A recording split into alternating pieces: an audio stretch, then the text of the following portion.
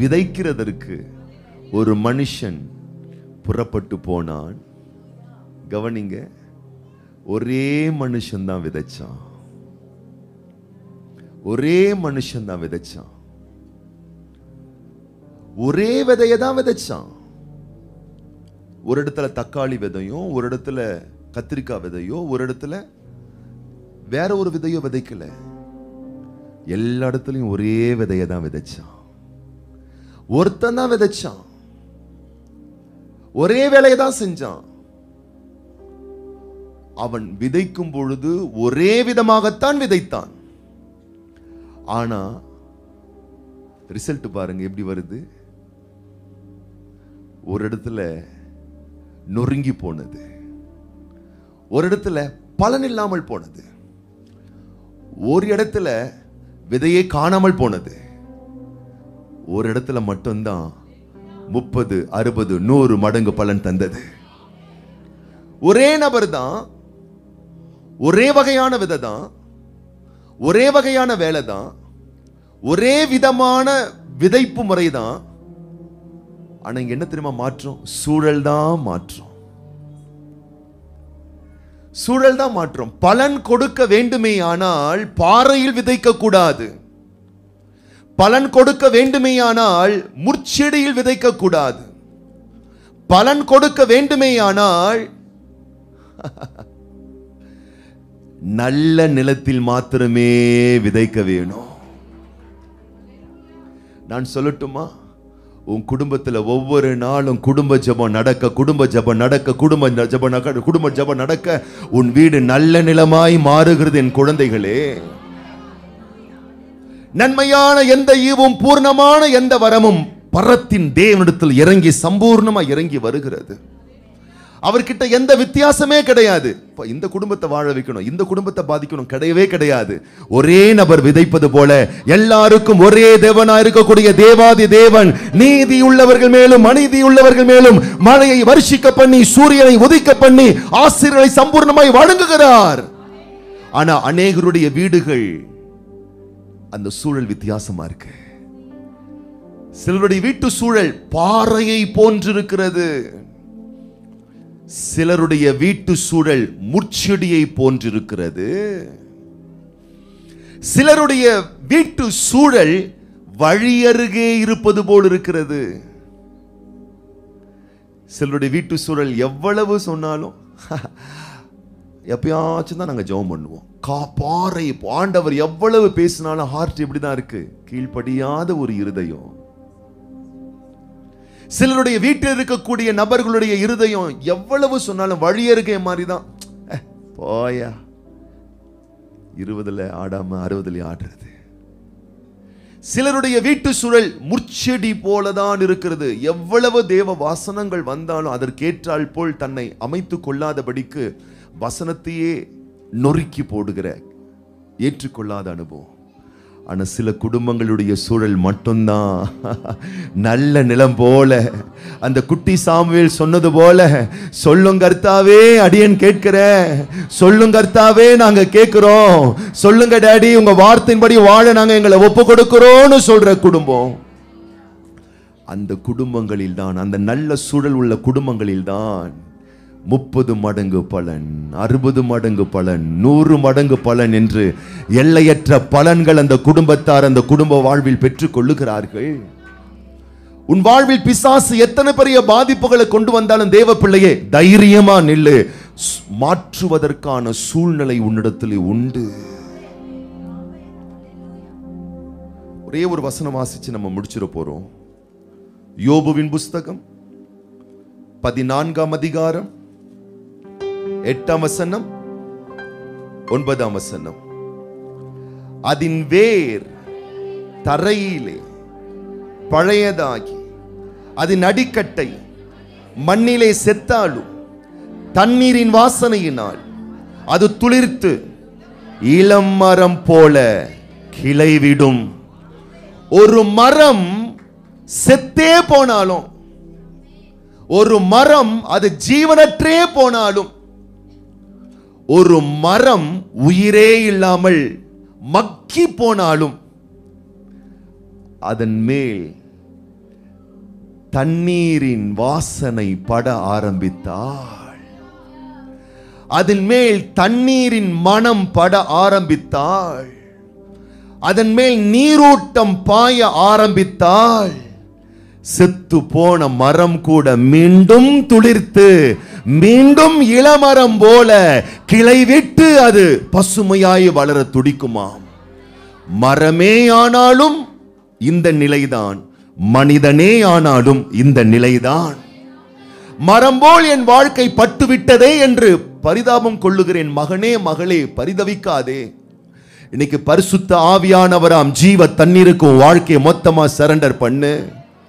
அந்த ஜீவ தண்ணீருடைய ஜீவ நீரோடைய அபிஷேகம் உன்னுடைய பொருளாதாரத்தை தொடட்டும், உன் குழந்தைகளை தொடட்டும், உன்னுடைய மனசை தொடட்டும், உன் உடம்ப தொடட்டும், பாதிக்கப்பட்ட உன் உறவை தொடட்டும். எந்தெந்த வாழ்க்கை எந்தெந்த நிலைகள் பாதிக்கப்பட்டாயோ அங்கெல்லாம் ஆவியானவருடைய வல்லமை மீண்டும் இறங்குமே. ஆனால் செத்து போன உறவுகளும் வரவுகளும் உடல் உறுப்புகளும் மீண்டும் துளிர்க்கும், மீண்டும் மறுரூபம் அடையும். மீண்டும் பரிசுத்தாவினுடைய வல்லமை உன் உடம்புல, உன் வீட்டுல, உன் குடும்பத்துல அது இறங்க இறங்க இறங்க இறங்க. நீ இழந்த நிம்மதியை, இழந்த சந்தோஷத்தை, இழந்த சமாதானத்தை, இழந்த ஆரோக்கியத்தை, இழந்த எழுப்புதல, இழந்த வெற்றியை உன் முழு குடும்பமும் நிச்சயமாக பெற்றுக்கொள்ள முடியும். எத்தனை பேர் சொல்றீங்க? எத்தனை பேர் சொல்றீங்க? நீங்க யாருக்குமே சொல்லாம இருந்திருக்கலாம். இன்னைக்கு ஆவியானவர் உங்களோடு முகமுகமாய் பேசட்டும். பரிசுத்த ஆவியானவர் உங்கள் குடும்பங்களை மறுசீரமைக்கட்டும். என் வீட்டில் எப்பொழுதும் நிம்மதி இருக்க வேண்டும் என்று நீ மட்டும் இல்ல, உன்னை படைச்ச தேவன் விரும்புகிறார். பிள்ளையே, இன்னைக்கு எத்தனை பேர் சொல்றீங்க, பரிசுத்த ஆவியானவர் அசைவாட என் வீட்டுக்குள்ள ஒரு நல்ல சூழலை நான் உருவாக்க போறேன்.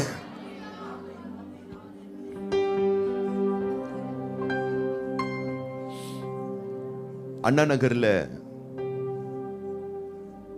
பாஸ்டருடைய வீட்டில் ஒரு 11 வருஷம் நான் அவருக்கு உடன் உதவியாளனா நான் இருந்திருக்கேன். அப்ப என் கூட இருந்த பிரதர்ஸ்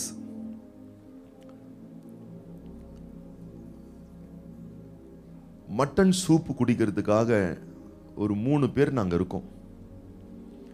வாரத்தில் ஒரு நாள் இல்ல மாசத்துல ஒரு நாள் இல்லை எப்போ வச்ச டைம் கிடைக்குதோ அப்போ நாங்கள் போவோம்.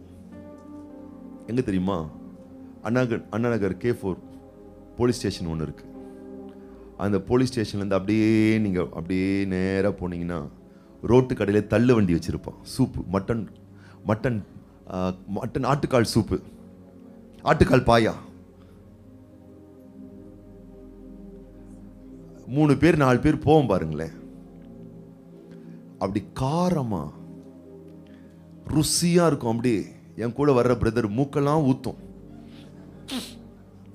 நமக்கும் ஊத்தம் தான். கட்சி படுத்து தொடச்சிப்போம். சில நேரத்தில் இந்த குக்கு இருப்பார், சமைக்கிறவர். அவர் கொஞ்சம் அவர் வேற ஒரு ஊர்ல இருந்து வந்தவர். அவர் லுங்கியோட தான் வருவார். அவர் ஒரு பக்கம் சூப்பு குடிப்பார், இன்னொரு பக்கம் லுங்கில எடுத்து துவச்சிப்பார்.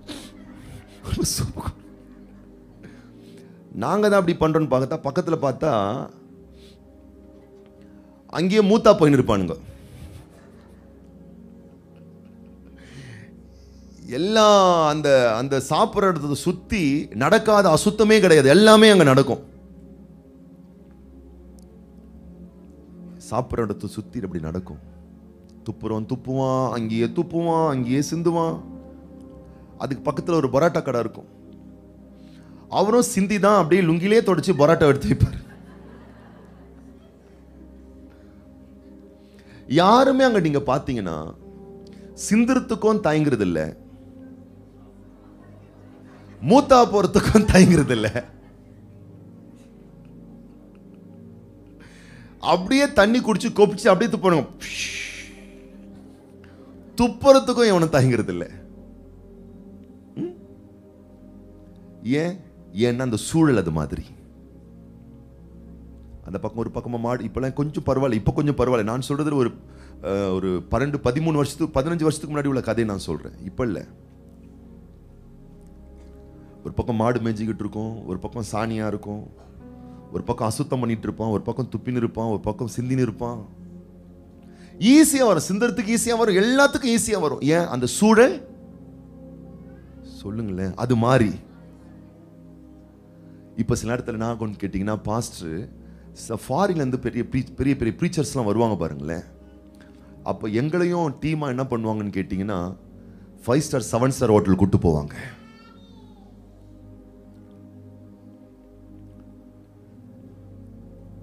தாஜ் கன்னிமாரா, தாஜ் கோரமண்டல், ஐடிசி அப்படின்லாம் போவாங்க பாருங்களேன். நாங்களும் போவோம். அங்கேயும் வந்து பார்த்தீங்கன்னா மக்கள் செம்மையா சாப்பிடுவாங்க பாருங்க. பஃபெட்லாம் சாப்பிடுவாங்க, நாங்களும் சாப்பிடுவோம். அங்க மூக்குல இருந்து ஒண்ணுமே வரமாட்டேங்குது. அங்க எவனும் துப்பவும் மாட்டான். அங்க எவனும் என்ன பண்ண மாட்டான், அசுத்தம் பண்ணவே மாட்டான். கையில போட்டு பிசைஞ்சு பிழிஞ்சு சோத்த அடிச்சு அடிச்சு சாப்பிட்றவங்க கூட ஸ்டைலா ஸ்பூன்லயே தான் சாப்பிடுறது. ஸ்டைலா என்னடா அது? நம்ம கூட வரதெல்லாம் லோக்கல் பார்ட்டிங்க, லுங்கி பார்ட்டி தான். அது கூட ரொம்ப ஸ்டைலா ஃபோர்க் எடுத்து சாப்பிடும். அது ஃபோர்க்கே குத்த தெரியாது.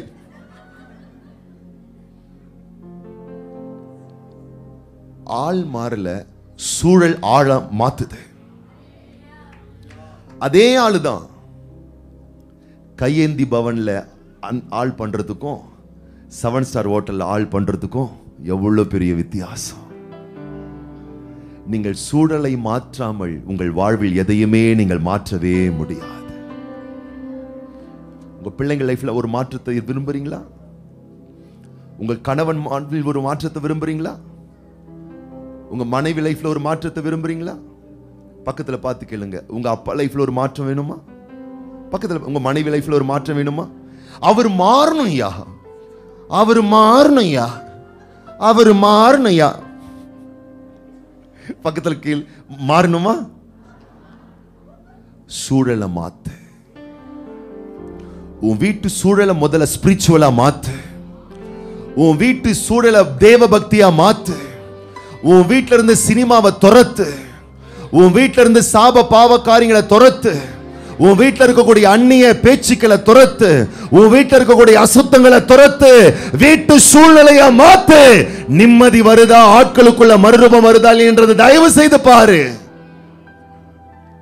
சூழல் மாறினால் எல்லாமே மாறும்.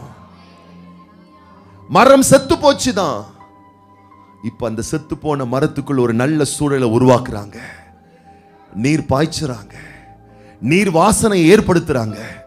சூழலை உருவாக்குன உடனே செத்து போன பட்டு போன மரம் மீண்டும் துளிர்த்து ஒரு இளமரம் போல துளிர் விட்டு எழும்புகிறதே. 2 கைகளை உயர்த்தி, ஆண்டவரே இன்னைக்கு எங்க வீட்டு சூழல் மாறட்டும் ஆண்டவரே. எங்க வீட்டுக்குள்ள இருக்கக்கூடிய விக்கிரகங்கள் வெளியே போகட்டும் ஆண்டவரே. எங்கள் வீட்டுக்குள்ள இருக்கக்கூடிய அசுத்தங்கள் வெளியே போகட்டும் ஆண்டவரே. எங்க வீட்டுக்குள்ள இருக்கக்கூடிய சினிமா சீரியல் வெளியே போகட்டும் ஆண்டவரே. எங்க வீட்டுக்குள்ள இருக்கக்கூடிய எல்லா அசுத்தங்கள், தேவனுடைய வார்த்தை வசனத்துக்கு புறம்பான எல்லா அந்நிய கிரியைகள் எங்கள் வீட்டை விட்டு விலகட்டும். உன் வீட்டுக்குள்ள ஒரு பரிசுத்த சூழல் உருவாவதற்கு தேவ பிள்ளையை உன்னால் ஒப்பு கொடுக்க முடிந்தால் இன்றைக்கு துளிர்விட போகிறது உன் சந்தோஷம். உன் நிம்மதி துளிர்விட போகிறது. உன் ஆனந்தம் துளிர்விட போகிறது. கணவன் மனைவி உறவுக்குள்ள இத்தனை வருஷம் இல்லாத ஒரு ஐக்கியம், அன்பு சுரக்க போகிறது. பிள்ளைகளுக்குள் இதுவரைக்கும் நீ பார்க்காத கீழ்ப்படுதல் உருவாக போகிறது. உன் வீட்டில் இதுவரைக்கும் பார்க்காத செல்வ வளங்கள், மேன்மைகள், ஜெயங்கள், வெற்றி உருவாக போகிறது. எல்லாரும் வாயில திறந்து அந்நிய பாஷைகளை பேசலாமா? எல்லாரும் இன்னைக்கு பரிசுத்த ஆவியானவருடைய நதி, ஜீவ நதி, ஆவியானவருடைய வல்லமையான நதி தேவ பிள்ளையே உன்னுடைய பெட்ரூம்ல வரட்டும், உன் கிச்சன்ல வரட்டும், உன் ஹால்ல வரட்டும், இன்னைக்கு உன் உடம்புல வரட்டும், உன் மனசுல வரட்டும், உன் உயிர்ல வரட்டும், உன் ஜீவன்ல வரட்டும். இன்னைக்கு இயற்கைக்கு அப்பாற்பட்ட விதத்தில் பரிசுத்த ஆவியானவருடைய வல்லமை. லேரி பேகா பஹதரனல பபகதரல பபா கர்த்தருக்கு ஒப்புக்கொடு மகனே, கர்த்தருக்கு ஒப்புக்கொடு மகனே. என் வீட்டுல கர்த்தருக்கு இடம் உண்டு, என் வீட்டுல ஜெபம் உண்டு, என் வீட்டுல துதி உண்டு, என் வீட்டுல ஆராதனை உண்டு, என் வீட்டுல அபிஷேகம் உண்டு, என் வீட்டுல அந்நிய பாஷை உண்டு, என் வீட்டுல குடும்ப ஜெபம் உண்டு, என் வீட்டுல கர்த்தரை கனப்படுத்தக்கூடிய பரிசுத்த கிரியைகள் உண்டு என்று சொன்னால் உன் வீட்டுல பரிசுத்தாவினால் உண்டாகிற சந்தோஷம் உண்டு.